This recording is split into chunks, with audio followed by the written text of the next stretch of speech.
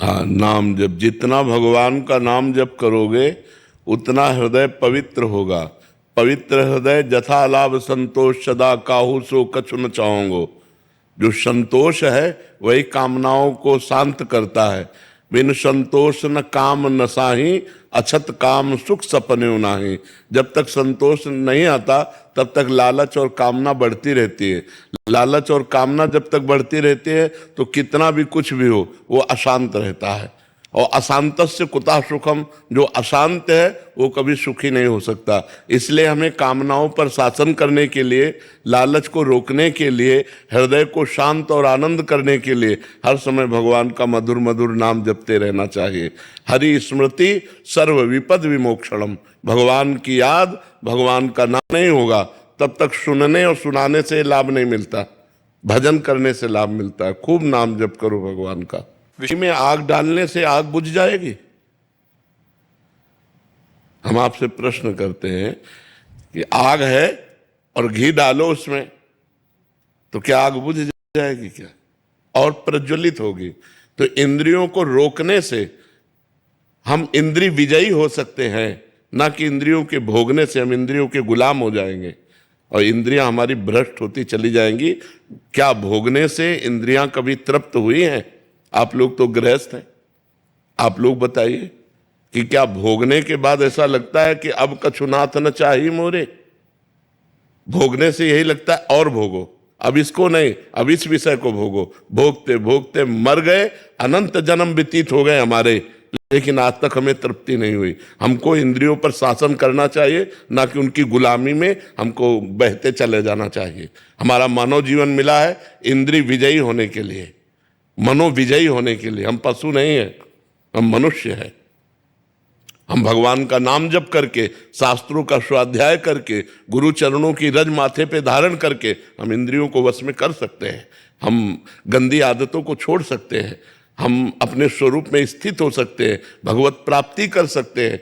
तो इसलिए इंद्रियों को भोगने से हानि ही हानि है और इंद्रियों को संयम में करने से लाभ ही लाभ है। तुम हमें मान रहे हो, हम तुम्हें मान रहे हैं, अलग बात है। और जब ये हो गया कि आप पीछे पड़ गए हो तब फिर देखा जाता है कि तुम हमें कितना प्यार करते हो। तुम्हें भरी सभा में अपमानित करके निकाल दिया गया, इसके बाद भी आपको ऐसे ही प्यार कर रहे हैं।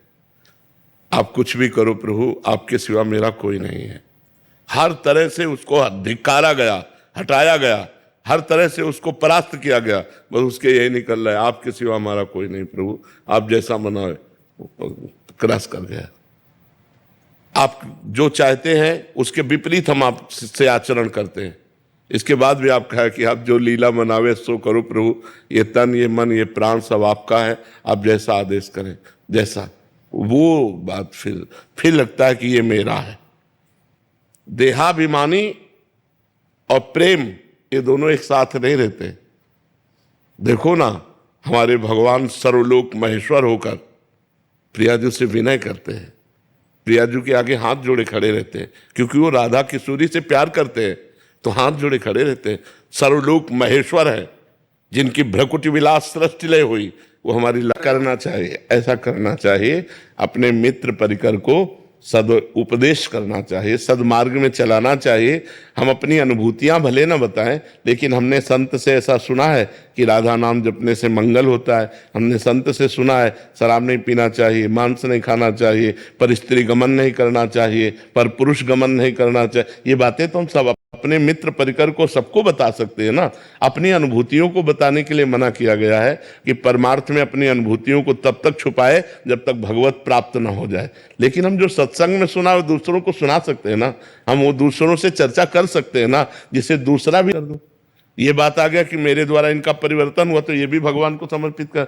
ये तो समर्पण योग बहुत बढ़िया योग है, बहुत बढ़िया योग। अगर हम अहंकार पूर्वक कोई कार्य करते हैं तो उसको भी भगवान को समर्पित कर देते तो भगवान अहंकार का नाश कर देंगे। हमारे भगवान के द्वारा ही अहंकार का समन होता है, वो अहंकार भी पवित्र हो जाएगा जो भगवान के चरणों में समर्पित हो जाएगा। ऐसा बताओगे तो आपका भजन और बढ़ेगा। जब हम अपने प्रिय प्रभु के नाम को, प्रभु की कथा को, प्रभु के मार्ग को सैकड़ों में बांटते हैं तो उसका भी तो लाभ हमें मिलता है। वो पलटकर हमारा मंगल करता है तो हमें और उन्नति होती है। इसमें ऐसा ना सोचिए, भगवान ने आदेश किया, मत चित्ता मदगत प्राणा बोधयंता परस्परम कथयंत च माम नित्यम तुष्यंति च रमंति च। जो मेरे में चित्त लगाए, मेरे को प्राण अर्पित किए हुए भक्त जन है, वो आपस में बैठकर जब मेरी चर्चा करते हैं, मेरी चर्चा में खुश रहते हैं, मेरी चर्चा में रमण करते हैं, तो उनका उद्धार मैं करता हूं। भगवान कहते हैं, तेषाम सतत युक्तानाम भजताम प्रीति पूर्वकम तो ददामि बुद्धि योगम तम एन माम उपयांति थे। जो मेरी चर्चा करते हुए निरंतर मेरे भजन में लगे रहते हैं, उनको बुद्धि योग मैं प्रदान करता हूं। ऐसा भगवान आदेश करते हैं। ये भगवान की बात है, अपनी बात नहीं है। तो हमें भगवान की बात माननी चाहिए, बैठकर चर्चा करना चाहिए, भगवान नाम का उपदेश करना। आप भी नाम जप कीजिए, आप भी नाम कीर्तन कीजिए, आप बुरे आचरणों को छोड़ के तो देखिए आपको कितना आनंद आता है। ऐसा प्रलोभन देना चाहिए, ऐसा भाव देना चाहिए। कुल शास्त्र में लिखा है, भ्रष्ट आचरण। अरे गुरु बनाया जाता है, भगवान का नाम जप करो, भगवान के मार्ग में चलो, अपने तुम चलो, दूरी तुम रहो। परमार्थ का मतलब क्या होता है? तुम हमसे जुड़ो, भगवान नाम लो, भगवत भजन करो, दूरी रहो। तन का दान, मलमूत्र के द्वारों का दान गुरु मांगे। न संत है ना वो कोई गुरु है, बिल्कुल नहीं अपराध लगता है। ऐसे को बिल्कुल त्याग देना चाहिए, 1 मिनट में त्याग देना चाहिए। परमार्थ विरुद्धाद, यही तो पाखंडी। ऐसे दम कहाँ शास्त्र में लिखा है? अरे भैया, शिष्य बनी मतलब हमारी बिटिया। शिष्य का मतलब, गुरु का मतलब क्या होता है? पिता। पिता ही नहीं, परम पिता। हमारे तुम बच्चे हो, तुम अपने मार्ग में चलो, तुम अपने मार्ग में चलो। तुम्हें मार्ग बताने के लिए, गंदे गंदे संबंधों को मिटाने के लिए तो गुरु बने। काम क्रोध पर विजय प्राप्त कराने के लिए तो गुरु बने। ऐसा कौन सा शास्त्र कहता है? ऐसा कौन सा समर्पण कहता है? ऐसा कौन सा गुरु मार्ग कहता है? हमें बतावा करके मनमानी आचरण, ऐसे पाखंडियों से दूर रहना चाहिए। धन प्राण सब समर्पित करने के लिए गुरु के लिए कहा गया है। कहा गया है कि जो तन है उसके समर्पण का मतलब, आज से हम गुरु की आज्ञा के अनुसार क्रिया करेंगे, शरीर से हम मनमानी पापाचरण नहीं करेंगे। तन समर्पण है। तन समर्पण का मतलब है कि आज से हमारे शरीर से वही कर्म होगा जो शास्त्र आज्ञा करता है, गुरु आज्ञा करता है। ये तन समर्पण है। मन समर्पण है कि मन से मैं वही सोचूंगा अब जो गुरुदेव ने बताया है। अब हमारा मन संसार को नहीं सोचेगा, प्रिया प्रीतम को सोचेगा। वाणी से हम गुरुदेव के द्वारा बताए हुए नाम जप करेंगे, कीर्तन करेंगे, भगवत कथा। ये समर्पण है। ये समर्पण के, ये कोई समर्पण की बातें, गंदी बातें। ऐसी गंदी बात अगर किसी को कहीं भी दिखाई दे तो तत्काल दूरी हो जाओ, कोई अपराध नहीं लगेगा। वो कोई गुरु नहीं, वो कालने में बैठा हुआ है, पाखंड का रूप लिए हुए, वो गुरु नहीं है। गुरु वही है जो असत मार्ग से हटाकर सत मार्ग में लगावे, जो गंदी बातों से हटाकर तुम्हें अच्छी बातों में लगावे। जब गुरु से तुम कहो कि महाराज मेरे अंदर गंदी बात आ रही, तब उतनी सामर्थ्य उसके हो कि वो तुम्हारी गंदी बात हटाने की बात कह के तुम्हें सतमार्ग में चढ़ाए, ना कि गंदी बात सुनकर तुम्हारा शोषण कर ले। वो गुरु नहीं, वो पाखंडी है, वो नाटकी, वो मायावी है। ऐसे लोगों से दूर रहना चाहिए। ऐसा सतमार्ग नहीं होगा किसी को। ये सबको बना रहता है तब तक जब तक ज्ञान नहीं होता। ये ध्रुव सत्य है, जब जिसकी मृत्यु होनी है कोई बचा नहीं सकता। ये ध्रुव सत्य है, जब जिसका अमंगल होना है कोई बचा नहीं सकता। अगर बचा सकता है तो एक ही है, परमात्मा। तो हम उसकी शरण में होकर अपने प्रियजनों के मंगल के लिए प्रार्थना करते रहें। जैसे हमारा कोई प्रियजन हमारे पास आने वाला है, हमारे से जा रहा है, तो हे भगवान ये सुरक्षित अपने लक्ष्य तक पहुंच जाए, क्योंकि बड़ा भयावह संसार है। 1 मिनट में कब क्या हो जाए। तो हम भगवान से प्रार्थना करें कि हमारे जो प्रियजन हैं इनकी रक्षा हो, इनका मंगल हो, ये सुखी रहे, इनको कभी दुख ना पहुंचे। और खूब नाम जप करें तो भगवान ही मंगल कर सकते। मंगल भवन अमंगल हारी है। वही अमंगल का नाश जब करोगे उतना ही हृदय आपका पवित्र होगा, और पवित्र हृदय में ही सद्ज्ञान होता है, और ज्ञान से ही वैराग्य होता है, और वैराग्यवान ही भगवान के प्रेम को प्राप्त होता है। जब पहले पाप कर्म कर रहे थे तब तो होश नहीं थे, मनमानी कर लिए। अब उनका जब फल आएगा तो भोगना तो पड़ेगा ही। आज आप भजन करना शुरू किए, लेकिन कल आपने जो पाप कर्म किया उसको कौन भोगेगा? भोगना तो आपको ही पड़ेगा। पूर्व जन्म में, अनेक जन्मों में, इस जन्म में जो भी हम पाप कर्म करते हैं अवश्य अवश्य उन्हें भोगना ही पड़ेगा। इसीलिए कहते हैं भजन करो तो तुम्हारे पाप नष्ट हो जाए, नहीं तो दुख विपत्ति संकट कितने कितने हैं। ऐसे विपत्तियां हैं जिनको आप सोच नहीं सकते, उसमें हमें कोई बचा नहीं सकता। कर्म जब दंड देने आता है तो कोई बचा नहीं सकता। इसलिए हम पहले पाप कर्मों से डरें, कोई ऐसा पाप कर्म ना करे जो परिणाम में हमें भयंकर दुख दे, क्योंकि जब परिणाम आएगा तब आप नहीं संभाल पाएंगे। परिणाम के पहले हमें पता हो तो हम उसे भजन के द्वारा नष्ट करें, लेकिन पता होता नहीं। मत खाओ, शराब मत पियो, किसी की हिंसा मत करो, पराई बहन बेटियों के साथ गंदे आचरण मत करो, नहीं, इनका जब परिणाम आएगा तब बहुत बुरा परिणाम आता है और फिर आदमी विचलित हो जाता है, वो सह नहीं पाता है। ऐसे ऐसे कष्ट आते हैं। कष्टों से तो बचना चाहते हो, लेकिन जिनसे कष्ट होते हैं ऐसे कर्मों से नहीं बचना चाहते, तो कष्ट तो भोगना ही पड़ेगा। सुख चाहते हो और जिन कर्मों से सुख मिलता है वो कर्म तो कर नहीं रहे, तो तुम्हें सुख कैसे प्राप्त हो जाएगा। पाना चाहते हो सुख और कर्म करते हो जिनका परिणाम मिले दुख, तो इसलिए भोगना पड़ता है। पहली बात तो ये समझ लो, विश्व में कोई ऐसा पैदा नहीं हुआ जो हमारा अहित कर दे। हमारा कर्म ही हमको अहित कराता है। वो व्यक्ति रूप में आवे, घटना रूप में आवे, परिस्थिति रूप में आवे, चाहे जो रूप धर कर ले, हमारा कर्म ही हमारा अहित कर सकता है। विश्व में और कोई पैदा नहीं हुआ कि हमारा अहित कर ले।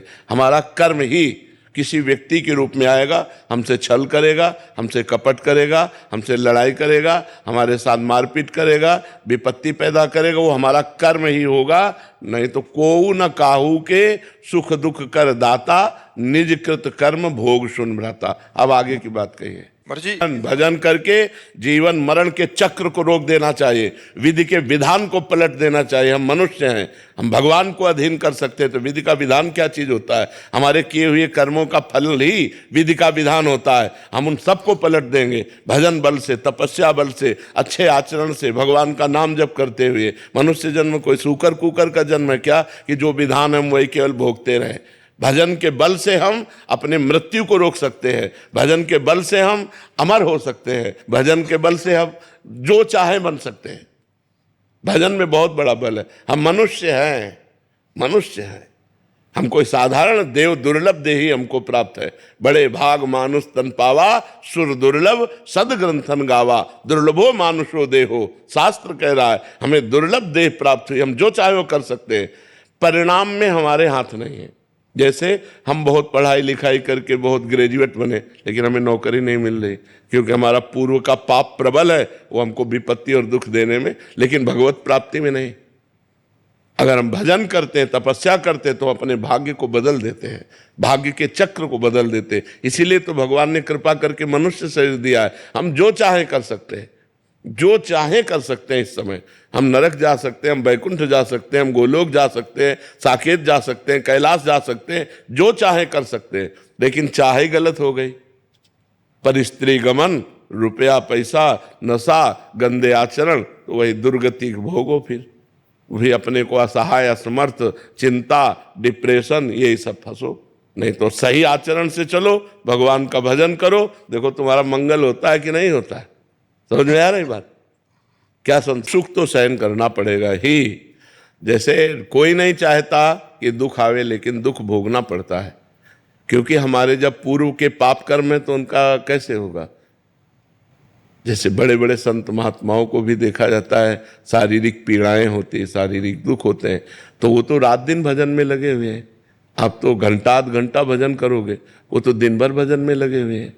तो जब शरीर रचा गया था तब तो भजन नहीं हो रहा था। शरीर रचा गया था कि 20 साल में तुम्हारी किडनी फेल हो जाएगी, तुमको दुख होगा, वो होगा। अब तुम भजन कर रहे हो तो तुम्हारी बढ़िया व्यवस्था हो जाएगी और अगला आपका सुधर जाएगा, लेकिन पीछे के कर्म को आपको भोगना पड़ेगा।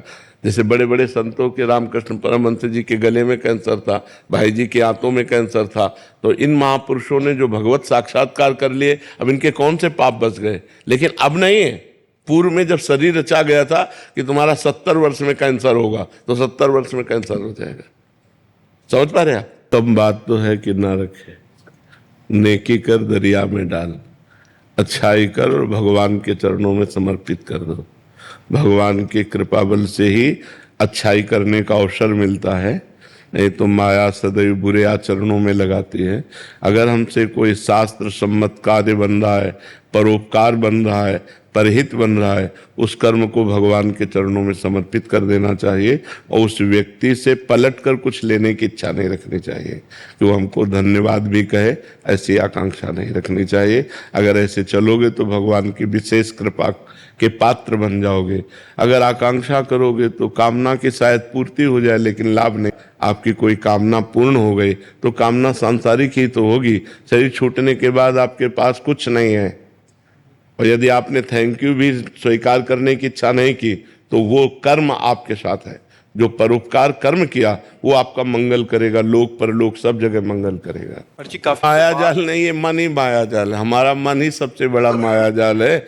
हमारे मन में गंदी वासनाएं भरी हुई हैं। दुर्वासना मम सदा परिकर्षयन्ति। मन एक चिप है, जैसे एक चिप में 3.5 घंटा की आवाज भरी होती है, चाहे वो सत्संग हो या गाना हो। ऐसे तो हमारा चिप रूपी है मन ऐसा है कि अनेकों जन्मों की वासनाएं भरी हुई इसमें, और इसको डिलीट करने का उपाय केवल नाम जप है। जितना नाम जप करेंगे उतना आप देखना वो निकलती जा रहे हैं। गंदी गंदी बातें आएंगी, गंदे गंदे चिंतन आएंगे, वो सब निकल रहे हैं, डिलीट हो रहा है मन।